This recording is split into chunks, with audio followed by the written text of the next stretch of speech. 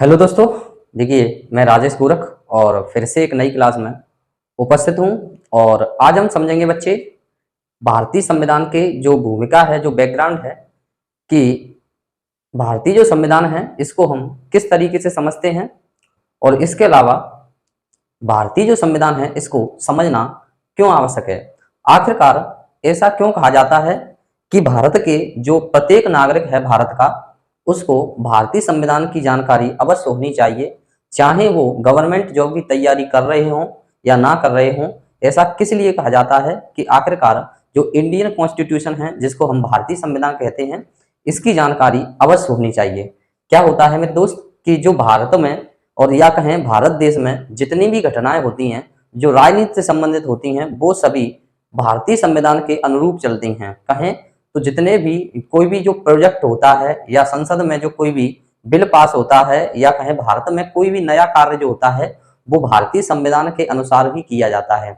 ऐसा नहीं है दोस्त कि क्या है कि जैसे भारत की जो जनता है और भारत की जनता के लिए कोई ऐसा कानून बना दिया जाए जिससे भारतीय जनता जो है इसको बहुत ज़्यादा डिफिकल्टी या कहें समस्याओं का सामना करना पड़े, तो भारतीय संविधान में इसके लिए दंडनीय अपराध है। और इसके लिए जो हमारी न्यायपालिका है, जो सुप्रीम कोर्ट है, इसकी देखरेख यही करती है।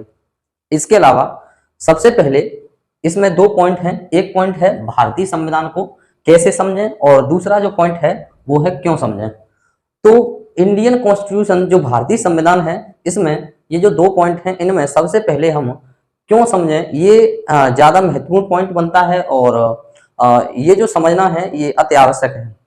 तो अभी हमने आपको बताया कि जो इंडियन कॉन्स्टिट्यूशन है, जो भारतीय संविधान है, इसके अनुसार ही भारत में कोई भी नया कानून बनाया जाता है। पहला पॉइंट इसीलिए समझना आवश्यक है। इसके अलावा भारतीय संविधान द्वारा कुछ ऐसे अधिकार दिए गए हैं जिनके खिलाफ भारतीय सरकार कोई भी क्या है कानून नहीं बना सकती है। और 6 मौलिक अधिकार देता है। पहले 7 मौलिक अधिकार थे, लेकिन उसको ये जो 7वां जो संपत्ति का अधिकार है उसको हटा दिया गया है। तो अभी तक हमने क्यों के बारे में समझा।